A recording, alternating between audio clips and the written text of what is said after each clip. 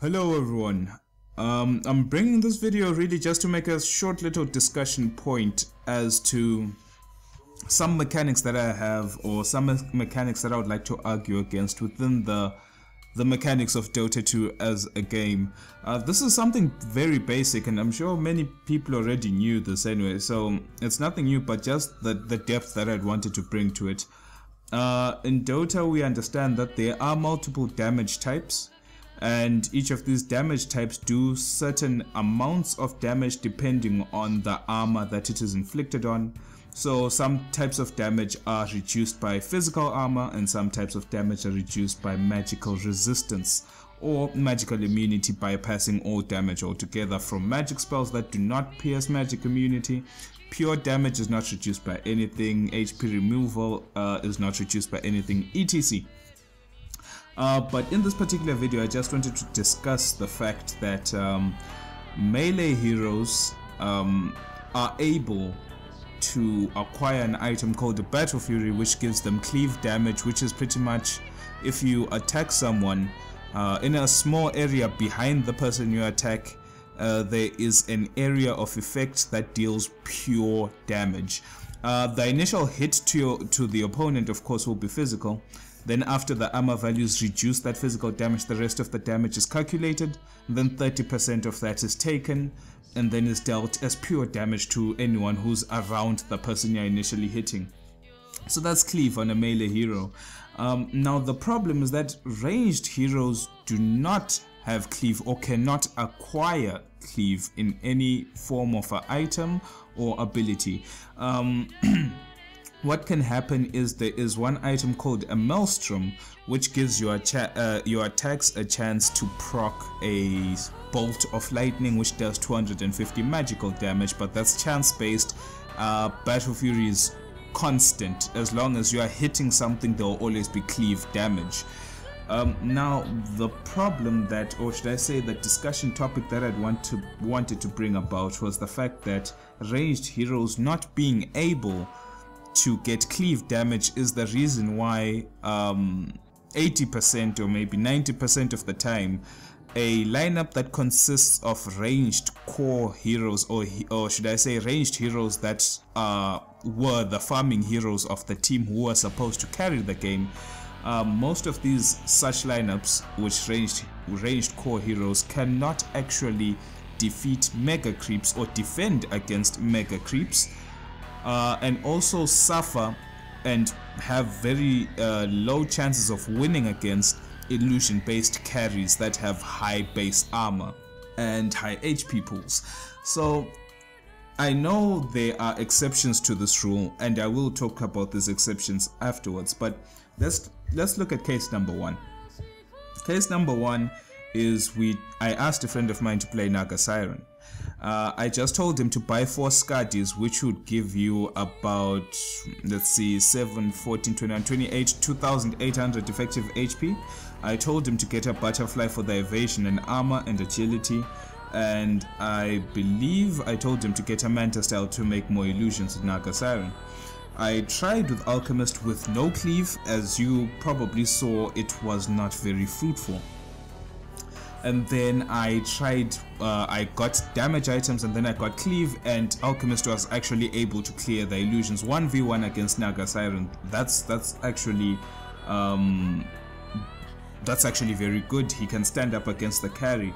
Bear in mind that all these tests were done with Naga Siren not having an MKB, so if I had evasion, I had more effective HP from the fact that Naga Siren did not have the true strike or aura on her attacks. But as you can see, Alchemist with the cleave was able to not defeat Naga Siren, but at least take care of the illusions that she keeps on spawning just in time, for example, in a game to defend a push.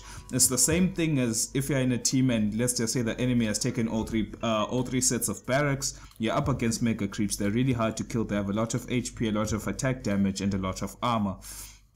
Then you will be able, for example, if you had an alchemist in your team who had these miraculous amount of items, to cleave past all the creeps and hopefully try defend and try win the game somehow. Now, in the case of ranged heroes, I still took the same friend of mine, still told him to pick Naga Siren with the same item setup. I picked Morphling. Morphling I believe has, as a ranged hero, has one of the highest attack damage ratings with items and agility towards the later stages of the game due to raw damage from items and raw damage from agility morphing. So I did the same test, but since ranged heroes do not have cleave, I got a Maelstrom instead.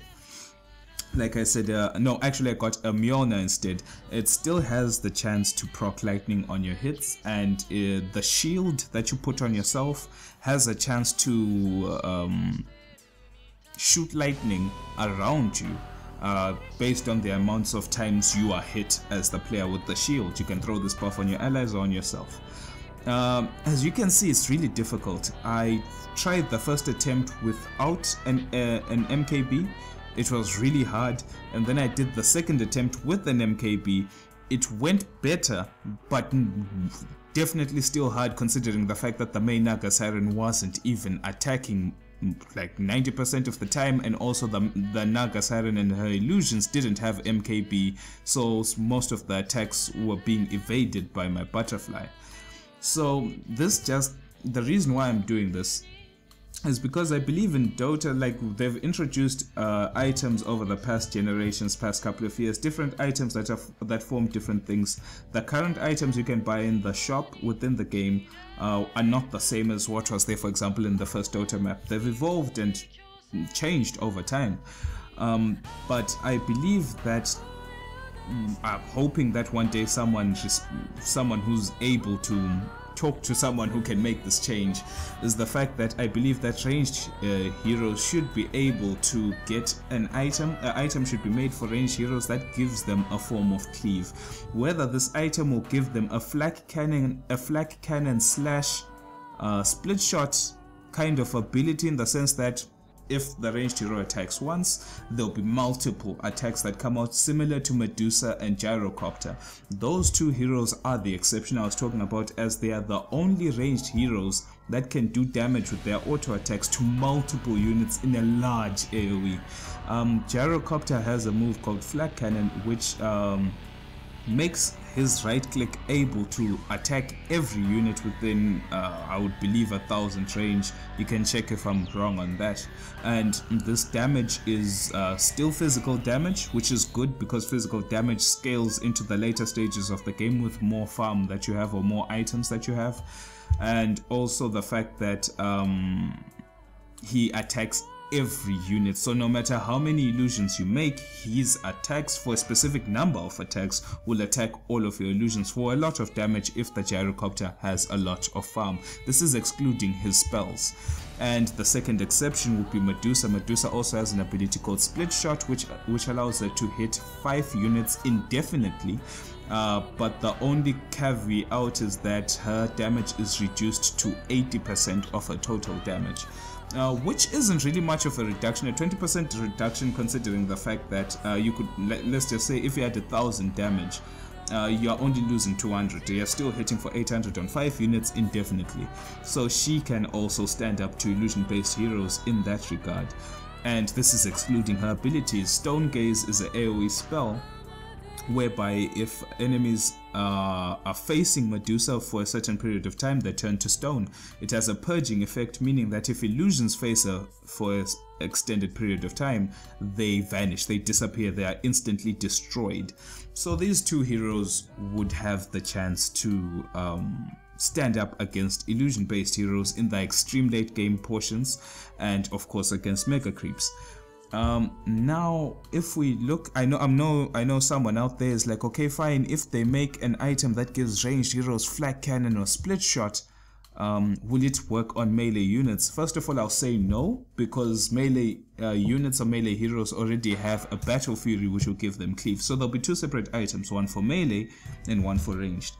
But I understand there's someone out there who has already noticed one fatal flaw though. If they do decide to design an item that gives ranged heroes a form of Flak Cannon, Split Shot or Cleave, Gyrocopter and Medusa will lose their strengths, in the sense that the reason why these heroes are so good is because they can deal a lot of damage to a lot of heroes, and they're ranged, meaning they can do it at a distance. So if you put an item that gives any ranged hero flag cannon, split shot, or a cleave, then these two heroes won't be as good anymore, because any ranged hero will be able to do what they do, or any ranged hero can do what they're best in doing.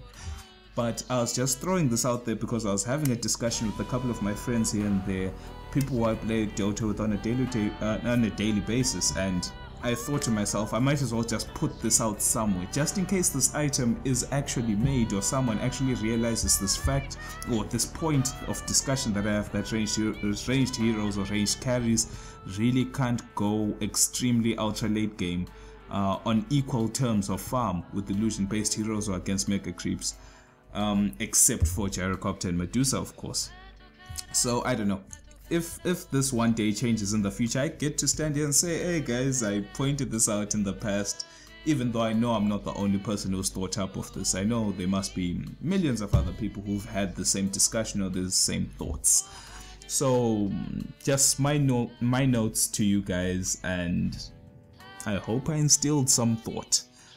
Thanks, and I'll check you out some other time when I have something else to talk about. But for now, I need to sleep. It's late at night. Peace.